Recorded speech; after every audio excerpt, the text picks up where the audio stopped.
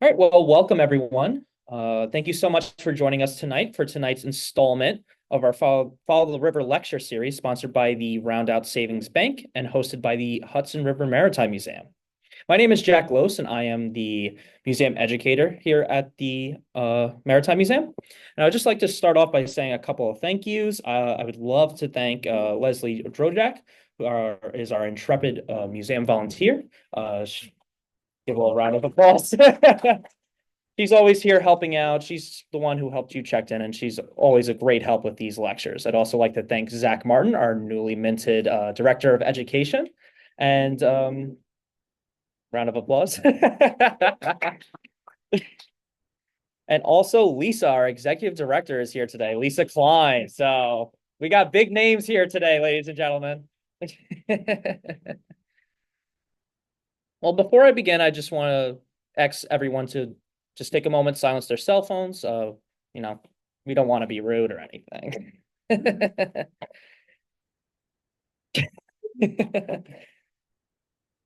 Also, just take a moment to be aware of where all the exits in the building are. You have the exit where most people walked in. You also have an exit right around the corner where the Apple table is.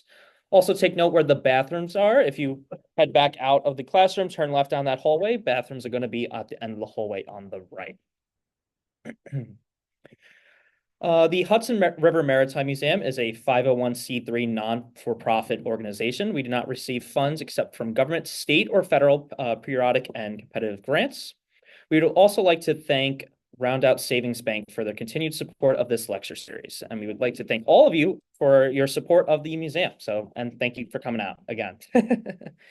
Please note that this lecture will be recorded. You won't be recorded yourselves. It's just going to be a recording of the lecture itself, the presentation. This will be our final lecture of the year for the Follow the River lecture series, but I just want to take a moment to note that we will be starting it up next year. We already have a lecture set up for March 19th. This will be with author Marilyn Higgins, and she's going to be talking about her new book, Dreams of Freedom, basically telling the story of Eileen O'Malley, a Irish immigrant who is searching for her lost family along the Erie Canal during the height of abolition in New York State. Tonight's lecturer is Kevin Clark. I'm sure most of you know him because you greeted him when you all came in. He is the lead I can't say that word, orchardist, thank you.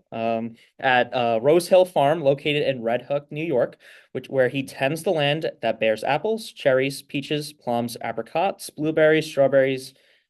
What's that last word? Fruit. Yes, thank you. Sorry. Some of these are going over my head. He is fascinated by whole fruit tree physiology and being immersed in the life of the orchard through all of the seasons. As an orchardist, he interacts with the land and trees in such a way that enriches the biodiversity of the land, as well as nourishes the humans that visit or work with it. Without further ado, please join me in welcoming Kevin Clark.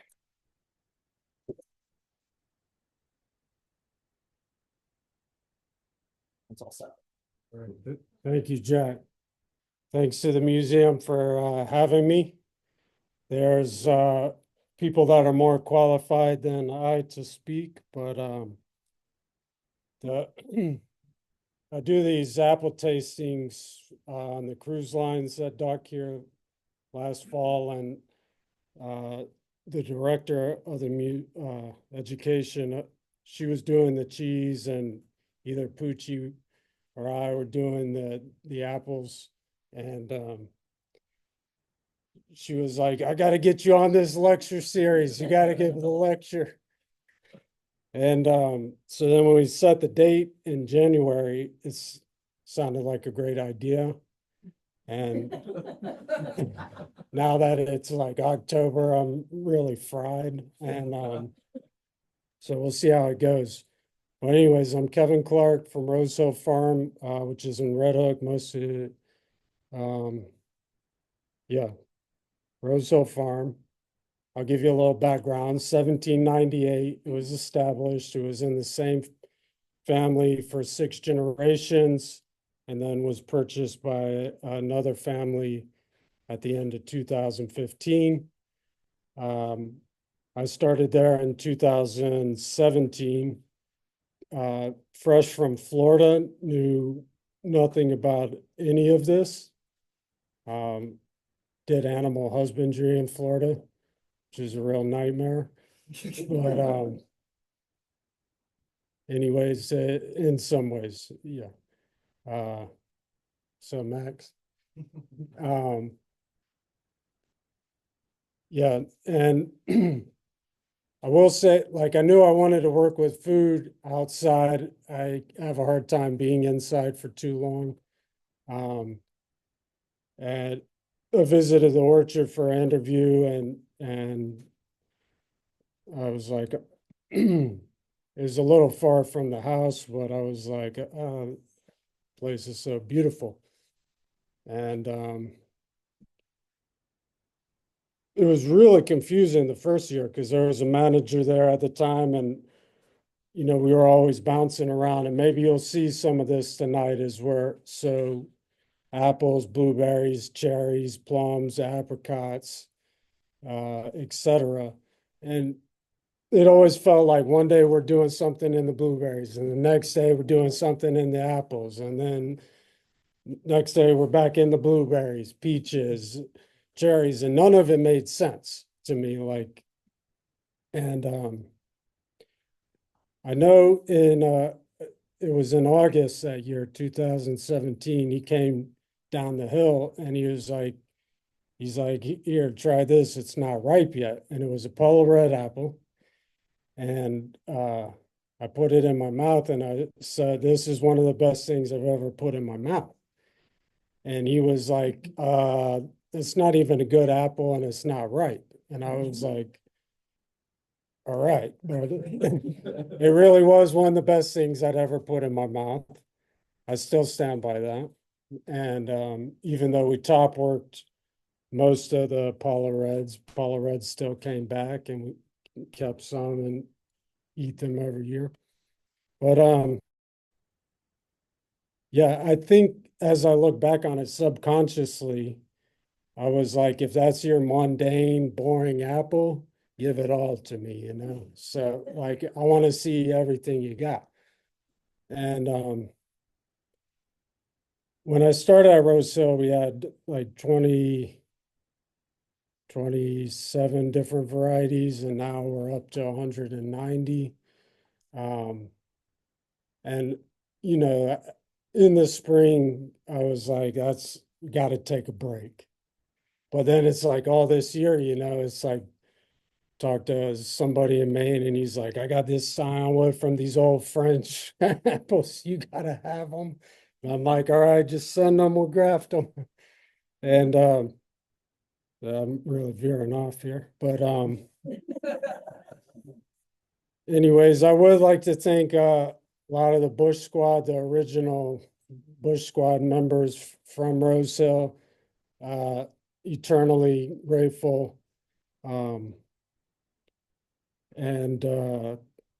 yeah, I have several mentors that have taught me because I knew nothing, right? So I'll go back to this.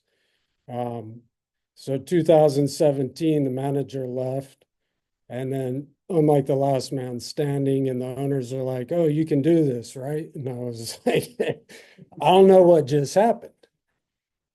Like I literally did. Like one day we're in the apples, one day we're in the peaches, and it's like, and anyways, that winter, uh, I read The Apple Grower by Michael Phillips and read it really quickly the first time through. But at the end of reading it, I felt like it made the year before make a lot of sense. So, like the orchard calendar. And that's kind of what I want to attempt to present tonight is like, there's going to be a lot of stuff missing tonight, a lot of stuff. And also, hopefully this fits with the format, but if you have a question at any time, just let's go for it. Because I would rather, like, I'm not an orator. So I rather, like, if I'm not making sense or you want to know more about something, let's just attack it right there. All right, so let's see. Oh, another thing, introduction. So there's never been a day that I didn't want to go to Rose Hill Farm. It's never felt like work. And so it's always inspiring and want to pass that on. So let's have a little fun. How many apples have been named in the United States and Canada? And so if everyone will put your hand up, everybody hand up, hand up. I'm going to start counting incrementally. And when you think I've hit the number, drop the hand. So we'll start with 10, 25. Let's start at 166 because right there's 166 apples back there. 200, 500, 750, 1,000, 1,500, 5,000, 7,500, 9,000, 10,000, 12,000, 15,000. Y'all are cheating. All right, so back in 2012, Apple historian and Dan Bussey from Wisconsin published a 7-volume set describing close to 16,000 different apples. And so there's a lot more than that, and that's not including the world of seedling apples. So, quote from Liberty Hyde Bailey, who did a lot of work up at Cornell and started the agricultural school up there. Why do we need so many kinds of apples? Because there are so many folks. A person has a right to gratify his legitimate taste. If he wants 20 or 40 kinds of apples for his personal use, running from early harvest to Roxbury russet, he should be accorded that privilege.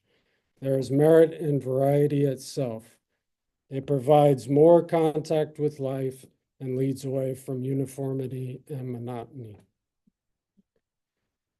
And one question I get asked in the apple tastings a lot is like, and why do we only see 10 or 12 different varieties of apples and at the grocery store? And there's a whole history behind why we only see 10 or 12 varieties in the grocery store.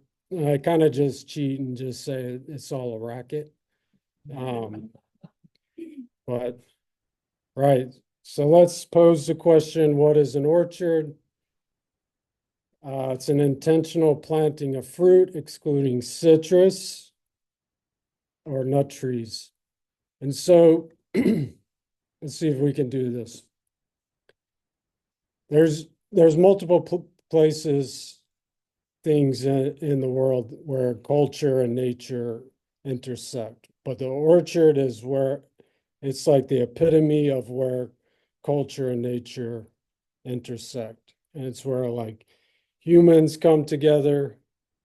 There's the orchard itself is not a natural thing. Like we don't see an orchard in the woods unless it's an abandoned orchard, but it's an intentional planting. So it's fascinating to me that we're working with this kind of natural, kind of not. And it's like we're manipulating it and working with it and tending to it. And it's like you can never stop learning in that environment. And that's fascinates me. So grow versus nurture. I'll just give my 2 cents on this. Not trying to change the vocabulary here, but sometimes sometimes it irks me when people are like, oh, did you grow this apple? And I'm like, I can't grow an apple. Like, how would I grow an apple? Like I don't know. Like, so I like to think of ourselves as like nurturing the land and the trees and everything. The sun, we'll talk about the sun.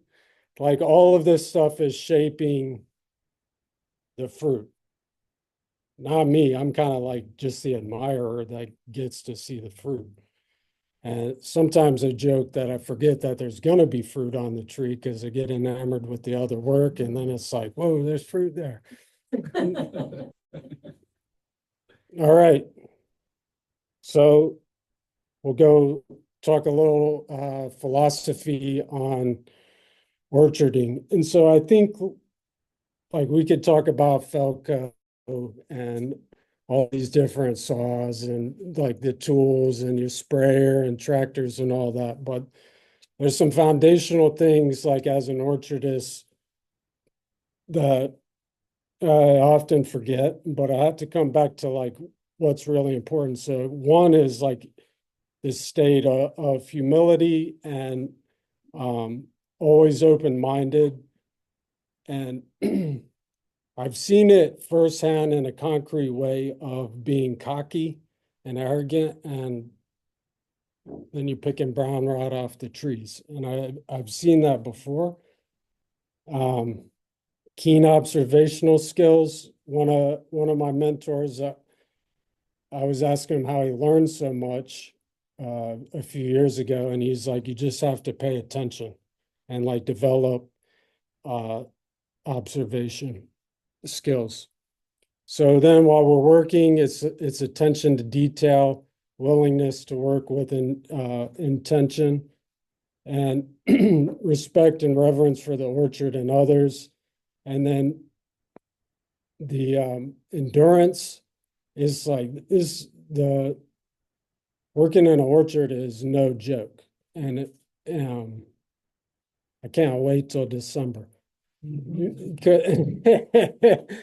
It's really it's no joke, and it like starts we'll talk a little more, but it starts mid-January, and like when we start pruning in the winter, it's a little bit different pace, but then March is like,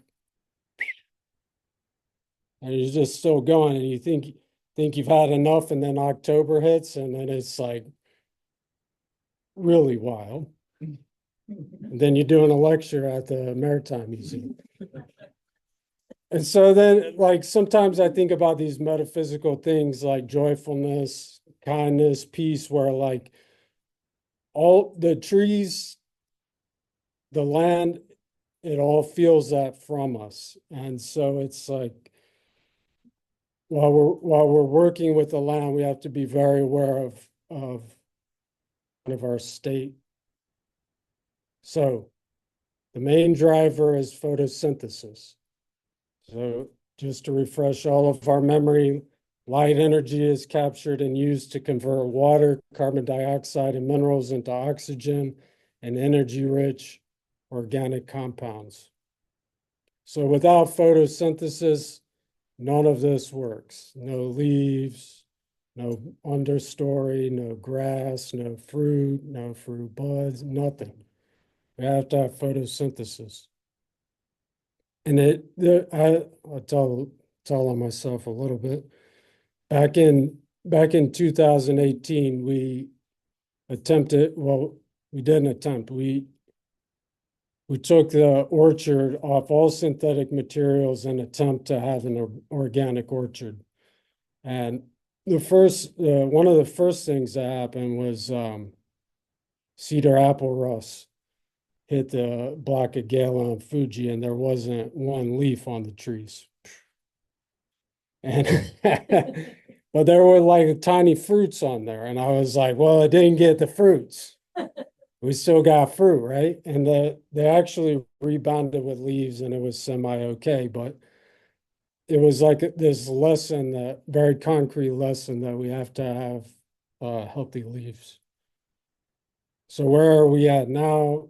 We'll start with like the current situation. So we're transitioning into winter. Leaves are senescing, starting to change color and fall off. And then we put the orchard to bed. And what does that mean? Some of the things: cutting the grass and the plants around the trees low, mowing to shred the leaves, removing mummies from from the trees? Great question. Thank you. All right, so so it is a dried up fruit that it's tiny. It's usually dark colored, and it's like a spore factory of things, of whatever fungal diseases we don't want in the orchard.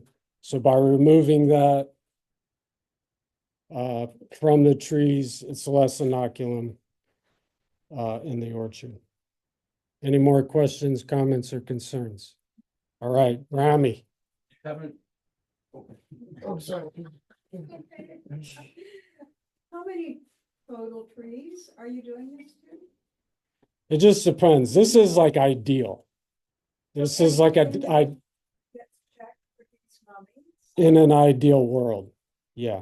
It's very time consuming. We've done it before, right? On Coraline and Fortune. And yeah, peach mummies. It takes an incredibly long time. Yes, Henry. Well, for painting the lower trunks, what do you paint with? We typically use half latex paint and half water. Right, so that's the next thing, painting the lower trunks to prevent winter sun scald. Applying tree guards if they don't have it to keep the voles out. And important, if the trees young trees hadn't been stabilized in the spring like they should have, or in the summer, then it's like a must do before winter strikes.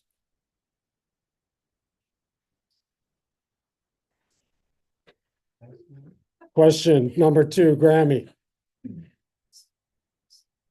We usually just put a metal pole in, pound a 12-foot metal pole in beside the tree, tie it to the pole. All right, so then after all that's done, what? Yes, Andres. Apples that you pick from the ground, is it possible to compost them or? Yeah, great question. We do use drops for hard cider, and then anything else any rotten apples, damaged apples, whatever, compost. And there's a mountain of compost, right, SG? All right, any more questions, comments, concerns? Yes. Are tree guards like wrapped on the trees in the winter? It's like listed under putting them to bed, but like, are they taken off in the spring, right? We leave them on. We use like a wider one that goes all the way around, like doesn't touch the tree itself. Right. I guess I was just curious why that's on the list of like putting the orchard to bed. Or is that just like? There's a lot of vole damage that could occur, rabbit damage in the winter, especially when we don't deal with big snow anymore. But back in the old days when we used to have snow cover. All right. You'll know you're coming to a poetry reading. So Robert Frost wrote this poem, Goodbye and Keep Cold. This saying goodbye on the edge of the dark and the cold to an orchard so young in the bark reminds me of all that can happen to harm an orchard away from the end of the farm, all winter cut off by a hill from the house. I don't want it girdled by rabbit or mouse. I don't want it dreamily nibbled for browse by deer, and I don't want it butted by grouse. If certain it wouldn't be idle to call, I'd summon grouse, rabbit, and deer to the wall and warn them away with a stick for a gun. I don't want it stirred by the heat of the sun. We made it secure against being, I hope, by setting it out on a northerly slope. No orchard's the worst for the winteriest storm, but one thing about it, it mustn't get warm. Often already you've had to be told, keep cold, young orchard, goodbye and keep cold. Dread 50 above, more than 50 below. I have to be gone for a season or so. My business a while is with different trees, less carefully nourished, less fruitful than these, and such as is done to their wood with an axe, maples and birches and tamaracks. I wish I could promise to lie in the night and think of an orchard's arboreal plight. When slowly and nobody comes with a light, its heart sinks lower under the sod, but something has to be left to go. All right, so that's winter. Here we are. We just show a few pictures. Yeah, Robert Frost. Um, uh, so this is showing a high density cider orchard in the winter. There's the tree guards, limbs tied down. And then some beautiful pictures, winter.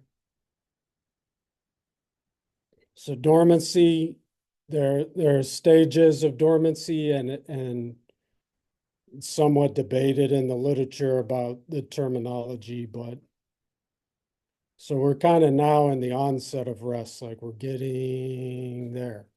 Leaves are falling off.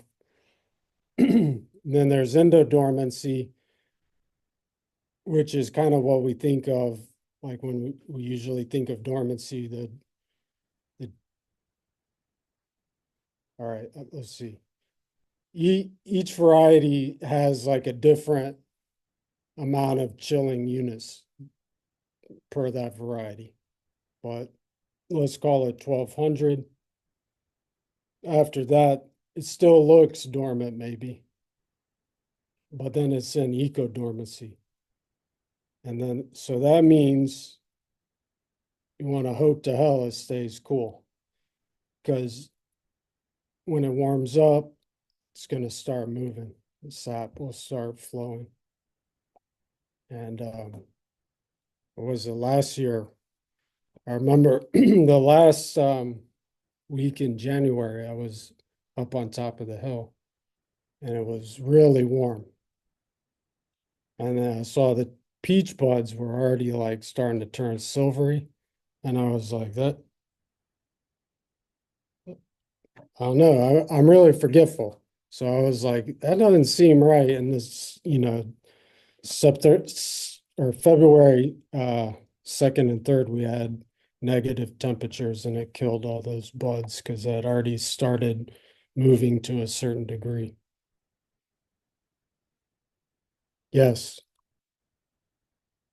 The units of, you said 1200, is that hours? Units of right. chill, is it? Can someone help? Right. So there's like a range. I can't remember what the range is. It's, yeah, thank you. The number of hours that it's between that certain range. Okay. Right. Thank you, Anna Wallace. So what's the main thing that we do in the winter is we usually start pruning the apple trees mid-January. And each orchard will have like a different timing and way of pruning. But it's kind of worked for us. So when we prune, we're performing a dwarfing and an invigorating process.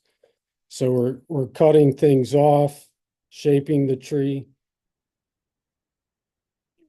At the same time, we're also invigorating it.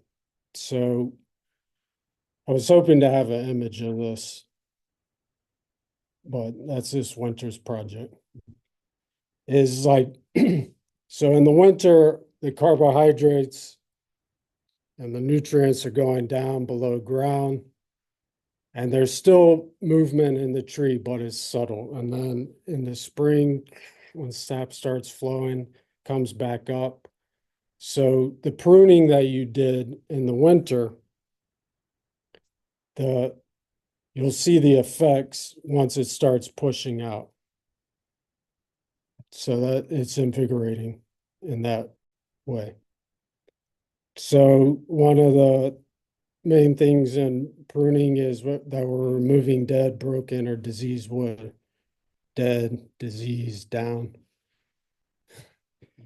And then the basic idea is that we're opening up the canopy for airflow and light penetration. And I always like to say, if you ask 10 orchardists how to prune a tree, you're going to get 10 different answers. And they're probably all right.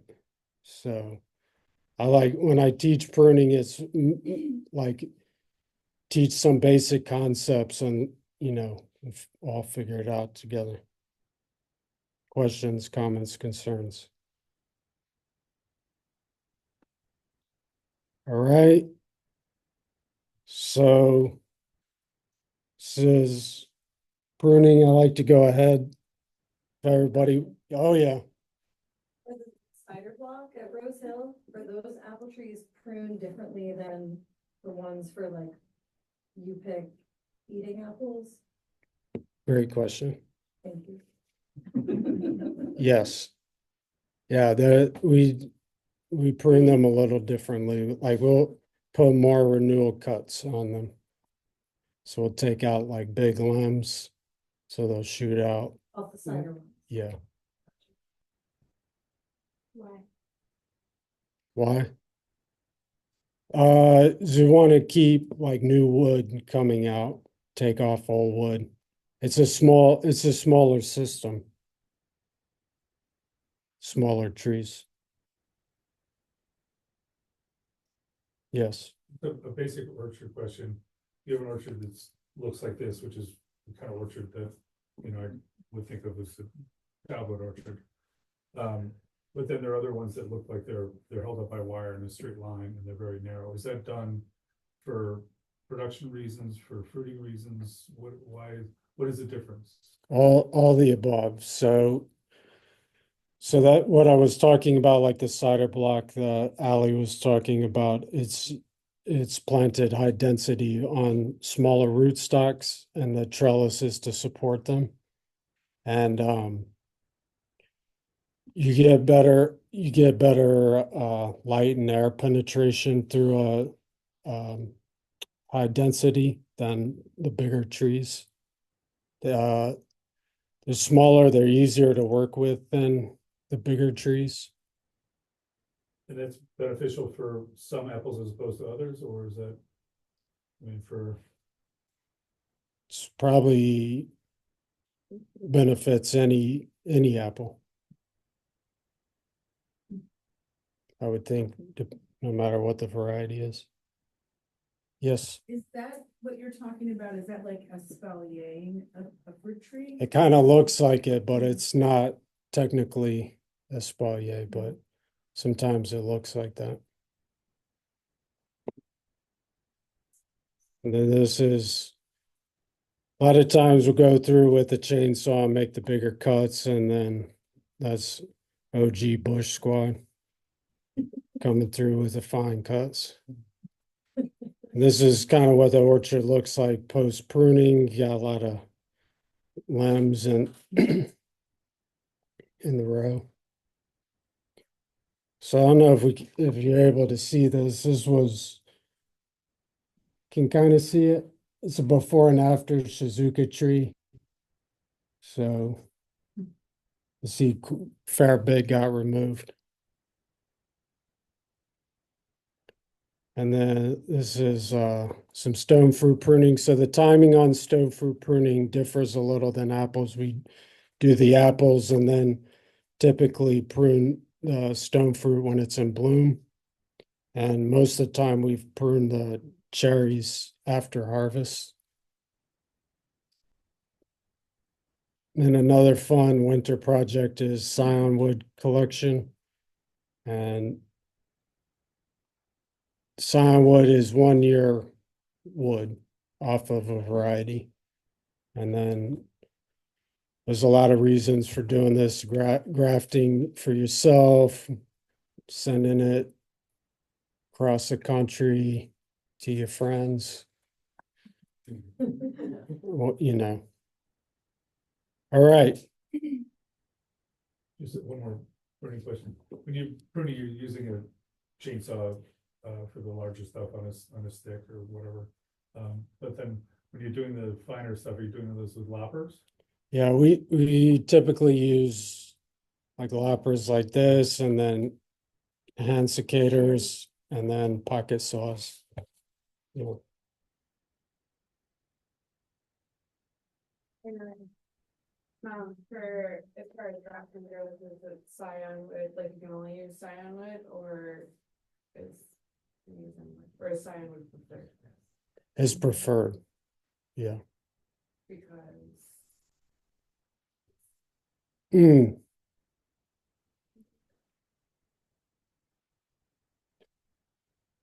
Yeah, because there most of the time on the scion wood is vegetative buds, and when you're grafting, you don't want a fruit bud to come out because then you won't get a tree or a limb. You'll just get a flower. That happened this year. We got a flower and a fruit on a graph. It was kind of crazy. All right. So I just want to go through the flower bud phenology. We'll deal with apples on this example, but it's also maybe not equally. I favor apples, right? But blueberries, plums, they all have phenology that's amazing. So this is silver tip. It's not dormant. This is the next stage. And then this is the most exciting one. Everybody's freaking out about the green tip, but this is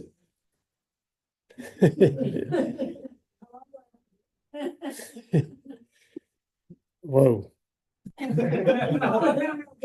So like there's kind of different definitions. What I was taught with green tip is like when you see the first bit of green tissue. And it's like kind of when you're in here and so it's so magical. The buds are swelling, right? You're pruning, they're starting to swell.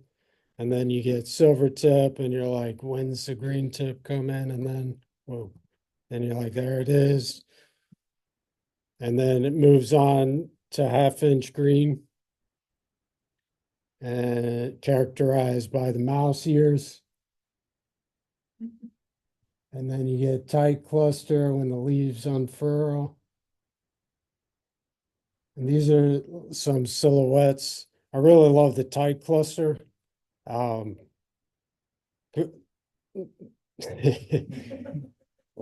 think like, yeah, it's like so pronounced in the orchard, like when you see all that.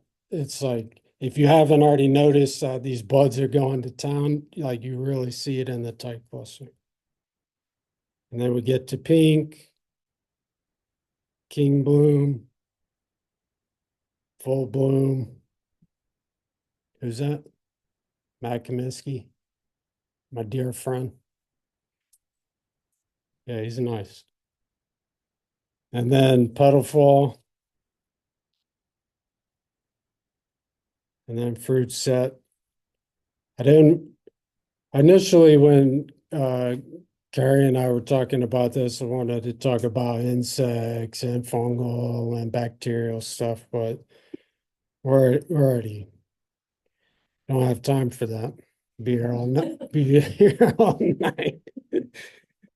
But anyways, here we can see on the right. Anybody know what that is? The insect, Yeah. fungal. All right, let's give it. Kazak's good. Yeah, that's plum curculio sting. Plum trees in bloom. Right. What else do we do in the spring? Yes, ma'am. Time when it's budding, is it more susceptible to insect or not viruses or fungus or whatever it is that's dangerous to apple trees? Right. Very great question. So we'll go back. Pretty much with all of these stages, there's something that's trying to attack the apple tree. If not one, a dozen. But why this is always so interesting to us is because the with the phenology of the buds, there's insects and diseases that are linked to each phase. Yeah, And so you have a different treatment available for each stage? Right. Yeah, like yeah. it- Thank God, no. checking.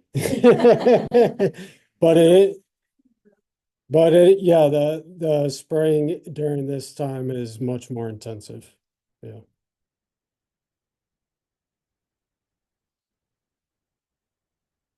So I just wanted to show kind of on the left,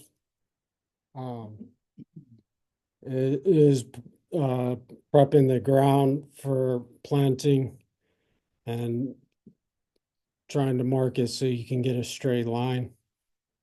I've never been able to do that. And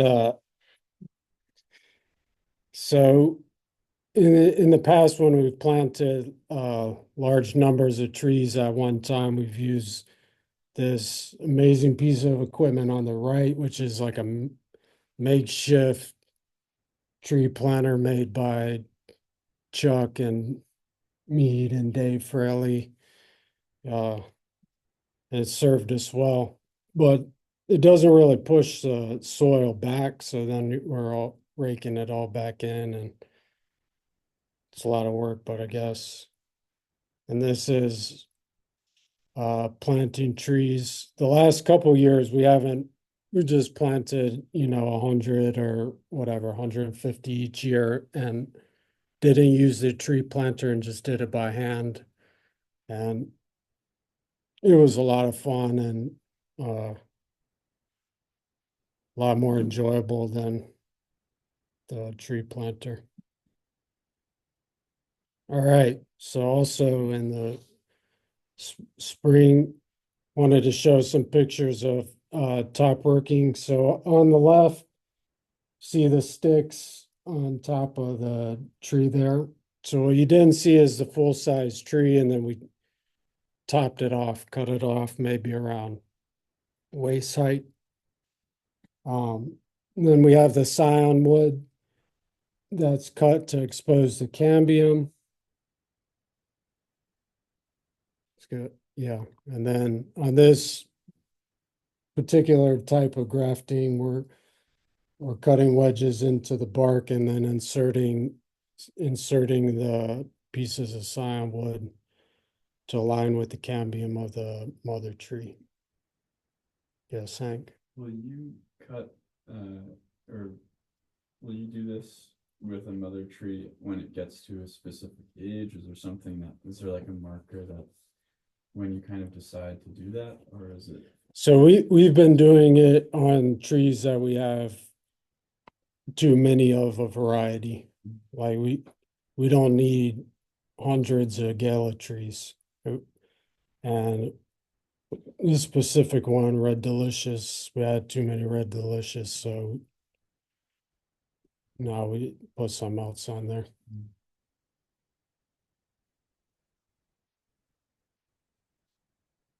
So that photo on the left are all the scions inserted.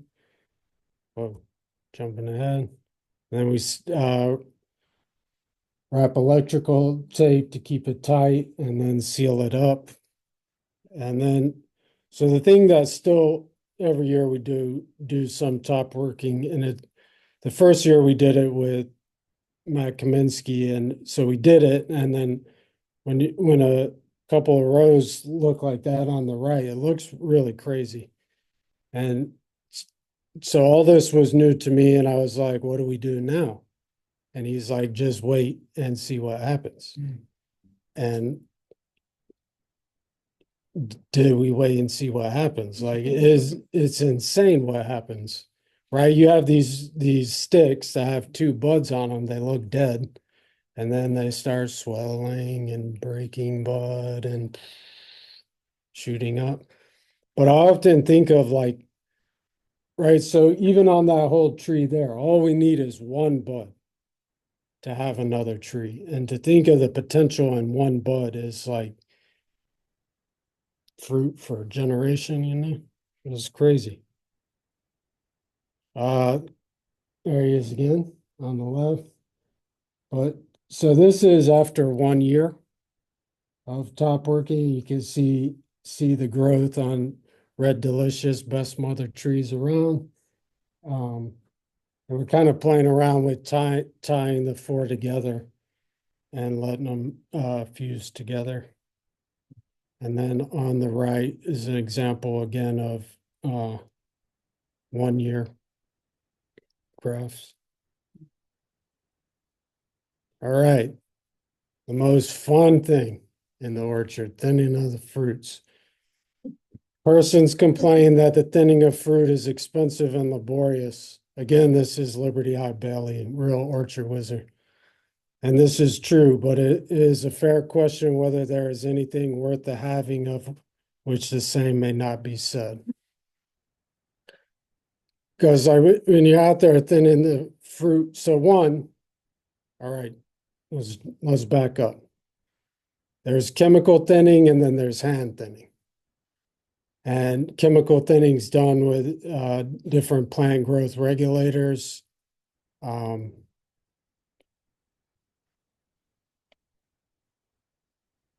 Dave Fraley, the previous owner of Rose Hill Farm, talked about it being an art and a science. And it was like always keep good notes of what you did because it's really crazy. And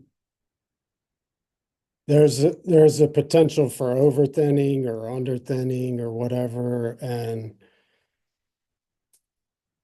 yeah, I think there's a lot of good research behind it, but it also feels like you just like going off into the wind too when you're doing it.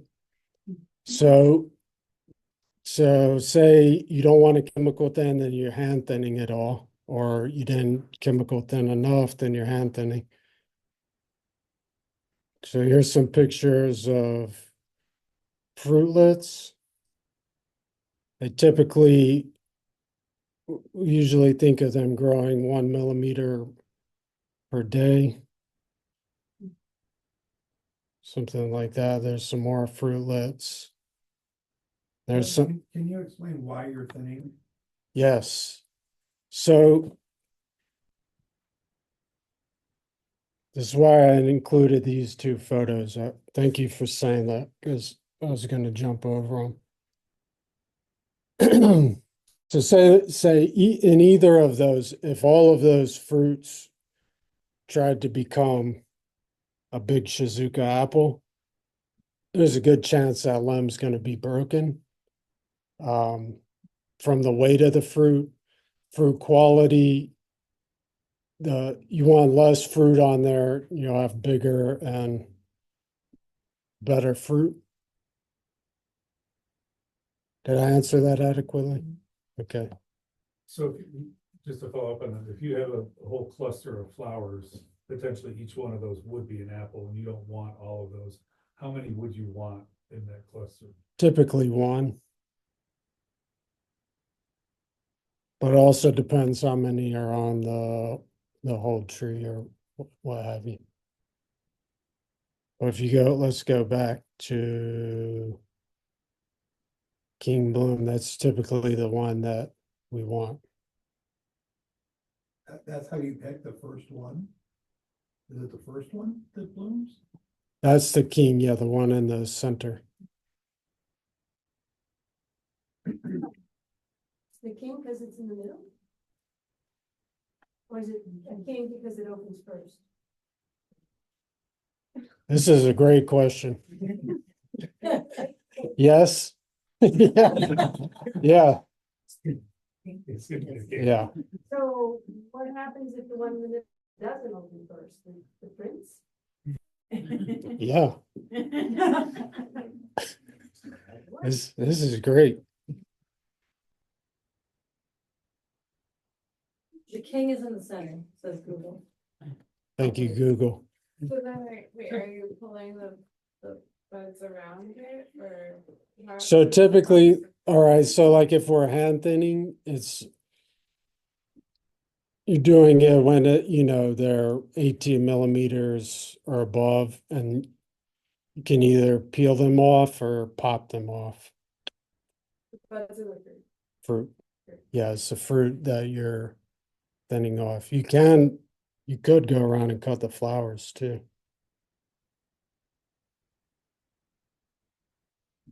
Yes. How does the chemical process work? You put a tiny bit of plant growth regulator in the tank and go.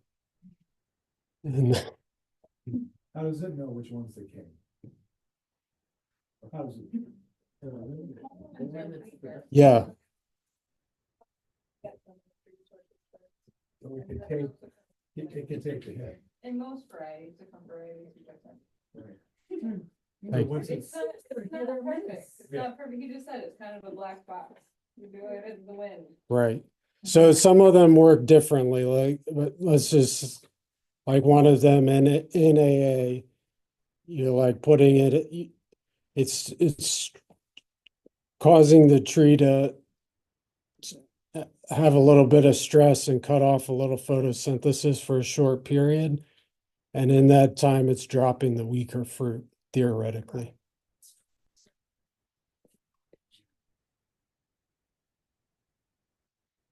So let's jump to harvest. And this is our dear friend LaPrince on the left. It seems like every year somebody's got a crate on the head. I don't know what it is, but as I was looking back through pictures, I'm like, crate on the head, crate on the, Something to watch out for. yeah. So then we look at some cherries, we'll go through the fruits here. I kind of wanted to give like a little bit of the timing. There's a lot of people people show up to the orchard in October looking for cherries, or they come in June looking for Granny Smith or whatever, And I promise you, before I started working there, I had no idea. I thought they were all year round, baby. So cherries, we typically harvest mid-June through early July. On the left are sweet cherries, on the right, tart cherries. Blueberries, early July through August. And on one of the later varieties, Elliott, we've picked them into September. There's a cornucopia, the forbidden strawberry.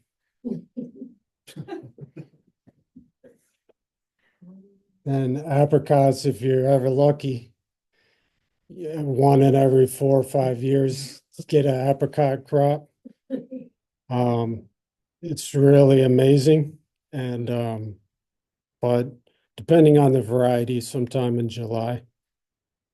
Why are they so fickle? I mean, is it so infrequent? Is it because of the freezing of the buds or? Right, either winter damage and they bloom very early. They're the first to bloom. Susceptible to frost. Right. Like cherries. Right. Any other questions, comments, concern? All right, plums. Early July through September, depending on the variety. On the left are Toka plums, in the middle are Satsuma, on the right are Jefferson.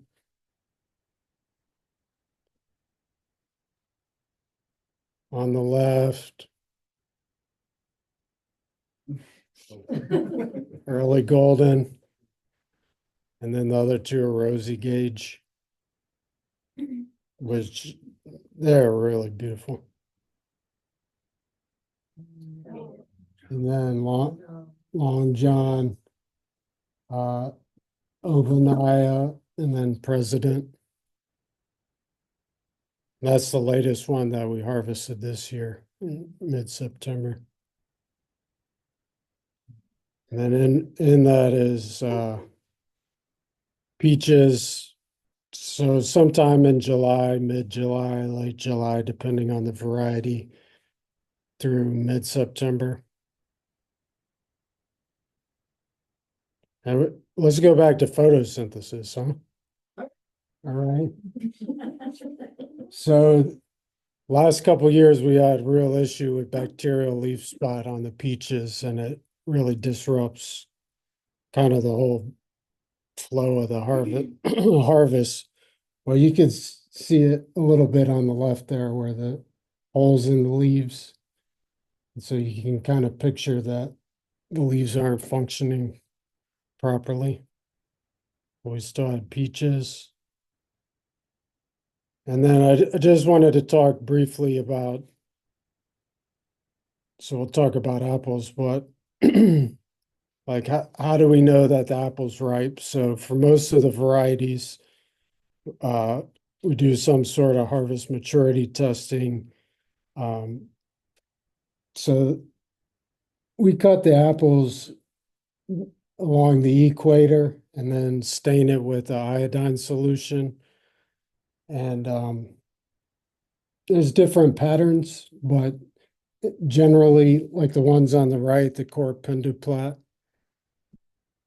that's showing that it's mostly starch and the starch hasn't converted to sugar yet. So usually we pick the apples when they're more like the top ones than the bottom, but somewhere in between, like the ones in the top that are really light are bordering overripe.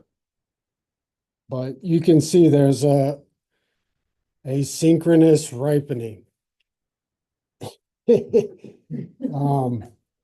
Like, right, so when do you go pick Geneva's Tremulous Bitter?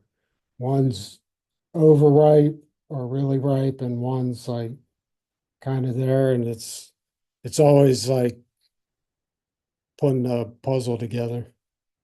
And a lot of times when I've been doing this, I'm like, who grafted 190 varieties into this place, you know? Like, oh, yeah. What's your window of ripeness? Like, when you have to make that decision, what's the window where you might blow it? Well, we make hard cider, so we never blow it. But I guess it depends so you'll pick it somewhere in the middle or maybe even on this side of if you're storing it. But it depends on the year too. Like sometimes they went from underripe to ready to pick pretty quickly this year. Did I answer that? Yeah. Okay. Yes, Are you only doing this maturity testing on the apples or? yes, this great question, John. Thank you. There's other maturity tests for the other fruit, but I'm not keen on it, or I'm not. No one's taught me. But we also, you can see on the paper, we check the bricks, which is basically the sugar content, and then the SC in the top right is seed color. So it's another indicator of ripeness. If the seeds are light, they're less ripe. If they're dark, they're ripe or getting there. So this is one of my favorite days in the orchard. We harvesting the cider block. And apples, we started picking them this year, August 6th, I believe. And then we'll finish mid-November. On the left is Centennial Crab. In the middle is Trailman. On the right is Cur Crab. All of them amazing summer apples. Yes, sir. If you back up one slide. Boop. So you got that real vertical shoot that you grafted and is now fruiting, right? Right. Is that more stable with a lot of fruit than a more natural horizontal branch? Will that support more fruit than a? Okay. Trick question. But, so this was like a tree from a nursery that we planted, same thing, it was grafted onto a rootstock. So that, the central leader, all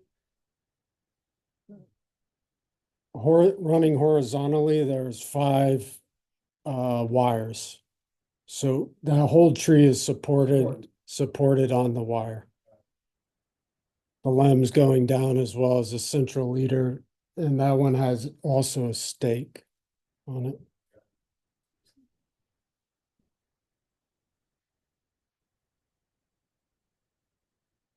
The more apple photos, Holstein Cox, Red Gravenstein, and Bramtop.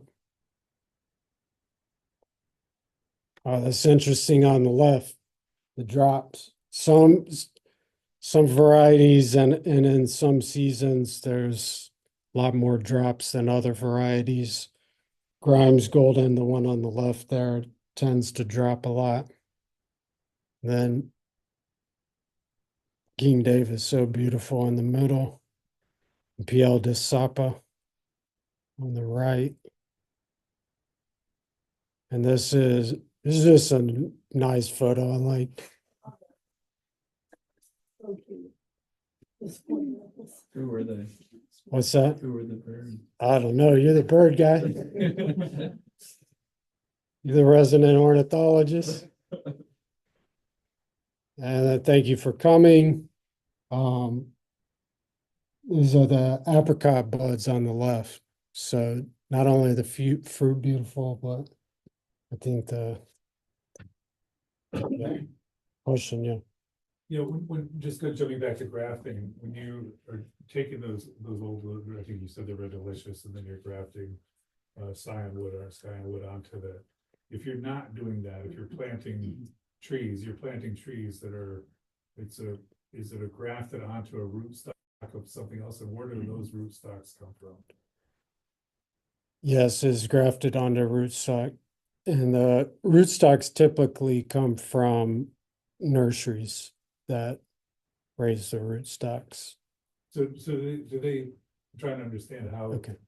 how the system works? So if somebody is creating grafted apples onto a rootstock, are they growing like a stable type of root that is the stock, and then grafting a desired apple onto it, apple tree onto it? Yes.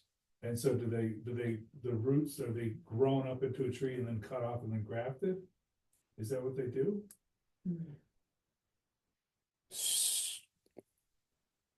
So there's roots and then there's a shank that comes up and then that's what's grafted onto. Right, so those roots are just grown to be rootstock? Right. Oh, interesting. Is that right? So rootstock is a name for the trunk that's been cut off and the root system below, is that right? Yes. Okay. And then you're grafting on. Does that stem or rootstock ever produce its own shoots? Yes, root suckers. Yeah. We have very old trees that have to be at least 150 years old. Can we use them as rootstock? Trees that are 100 old. Still Yeah, you could graft onto that. barely. I mean, they're making leaves and they make very few apples way on top, but I mean, they're huge. Yeah, you could try to renovate the tree and invigorate it and get some more light into the canopy. Yeah, you could try and top work it and see what happens. That'd be nice. For the dead ones. Yeah, Sally. Can you essentially graft like any combo you can imagine? It has to be malice on malice, like the apple on apple. Right. But it can be like any variety. Yeah, as long as it's. And I know you explained the way that like we graft at Rose Hill. What are the other types of grafting? There's a lot. Do we do any others besides that type?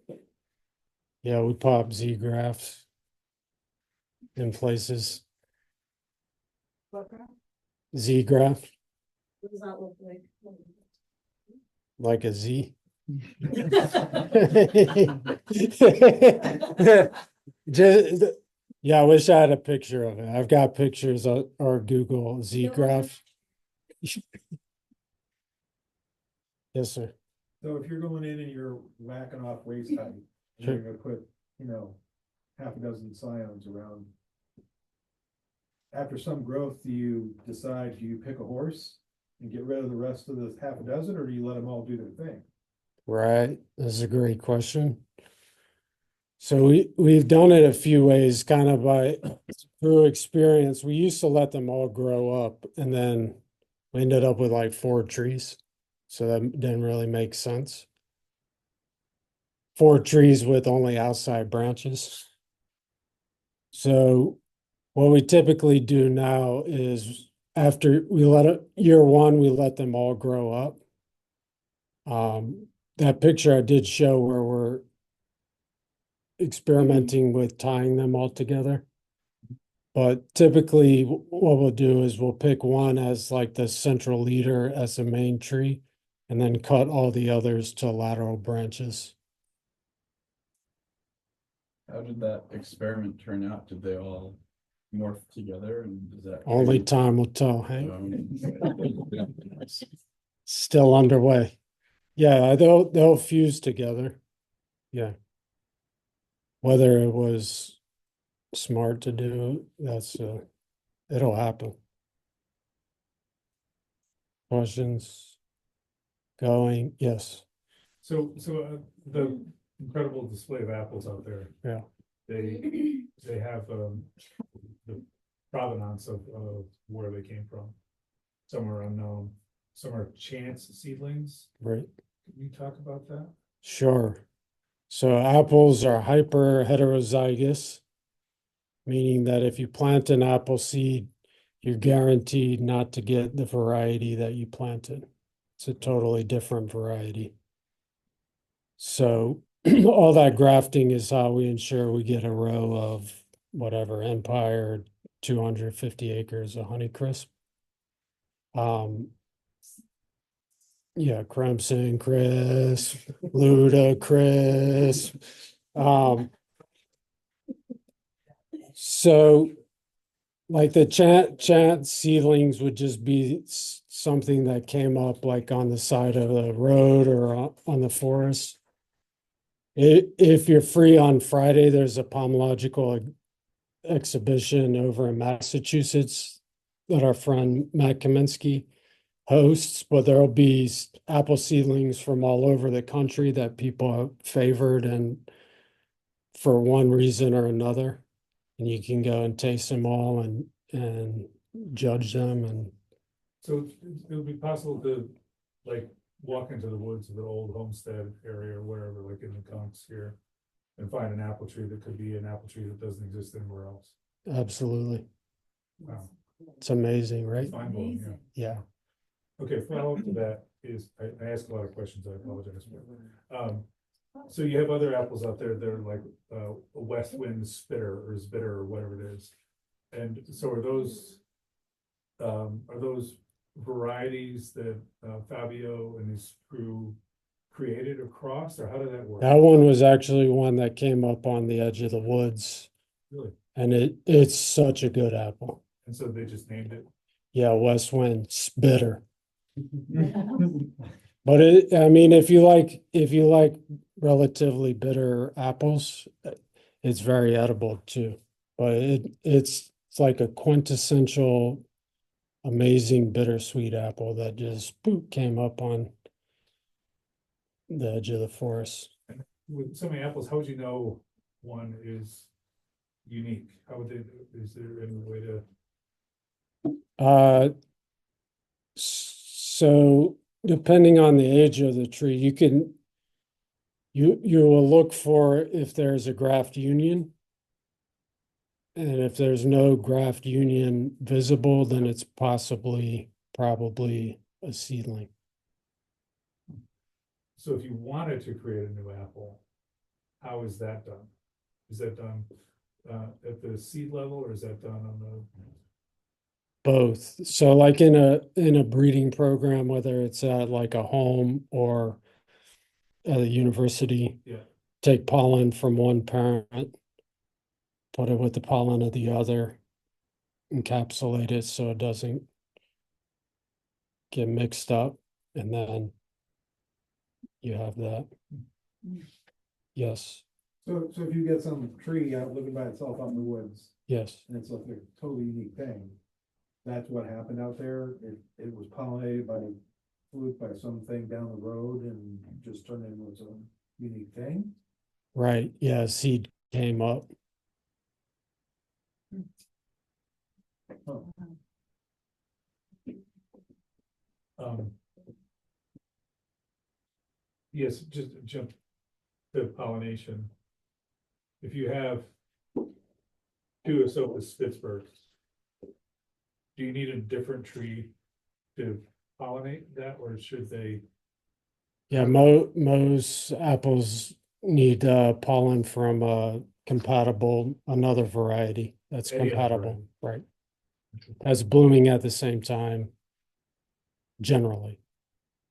Yes. so if Bill's at Orchard over here comes up and says, hey, I got a brand new apple. Nobody's ever heard of it before. And Steve over here says, that's bullshit. I know that apple. Who figures out who's really got the new apple? I know that. Supreme Court. They're taking it to litigation. Can somebody come in and do a DNA test on the apple and say, oh, this is the same apple that's been around for 100 years? So there's probably other people doing it, but the one I know the best, Cameron Peace at Washington State University, does a lot of genetic work with apples, and anyone can send leaves of whatever variety, send it, and they'll test it, and if it's in the database, they can tell you what variety it is. Yeah. I have kind of a similar question, but not like down to a specific variety, but if you're just walking through an orchard, it's not labeled, you know, like our regular commercial orchards. Are there, like, can you key out the different kinds of apples, or does that come out to, like, to identify which varieties are present? Or is that always like down to genetic testing? Like if I were to walk up to an apple tree and try to identify it, is there different like bark? Oh, Or leaves? yes, all the above. That's one of the things I'm trying to get better at is one of my mentors, John Bunker up in Maine, it's kind of his MO is he identifies apples for people phenotypically. So by what they look like, and he can just like if you look in the older books by Beach or Hogg or whoever that described the apples in a very systemic way, or not systematic way, then you can go back and identify that way. But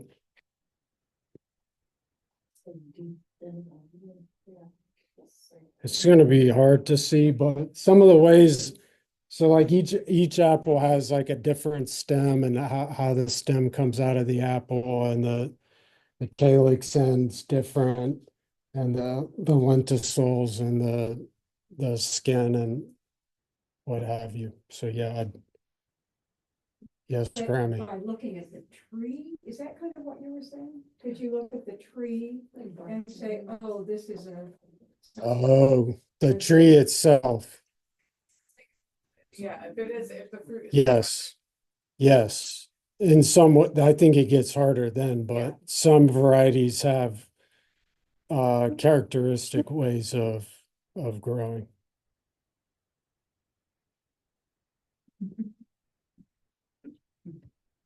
Yes, Mr. Pritchard.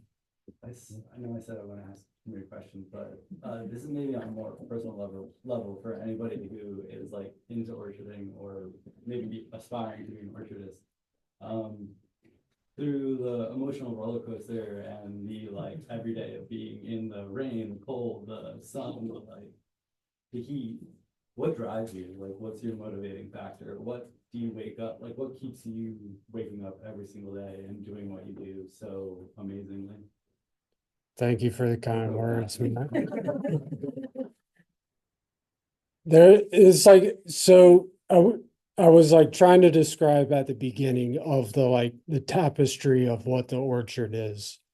And so it's like intersection of history, science, nature, human beings, history, like all of it is encapsulated like big time in a big way all the time there. And so there's like, I've never seen anything in my life there. I'm sure there's things that have like, so I've been doing this 8 years. I've learned a little bit, but I feel like I've forgotten more than I learned. So it's like this quest for like experiencing and learning that like every day, it never ends. Like every day is learning something. And I mean, it's literally like I forget, right? That like, I'm like, oh, green tip, I forgot this happens, you know, or whatever. Yeah. Yes. Sir. Is there any consensus when humans started doing orcharding? Ooh, this is a great question. At least Roman times. They came up in the paintings, right? Anyone else have? Ancient Greeks did it, so. Yeah. Eve ate an apple, so. Eve ate the apple. You ate an apple. Or was it a Yeah. quince? Yes. You have a favorite apple? Oh, gosh. I've never met a bad apple. I'll introduce you to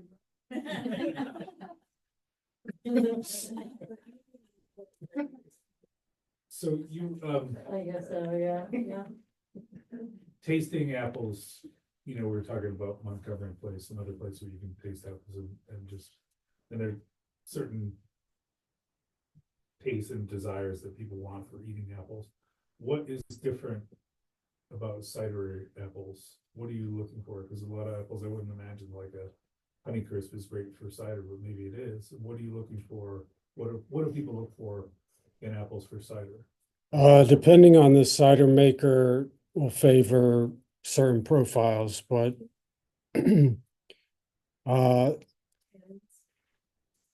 tannins like bitter, astringent, the levels of acidity come into play. Where in the Honeycrisp, there's not a lot of that. It's like sugar and water. Think we should wrap it up. Yeah, no. Thank you so much.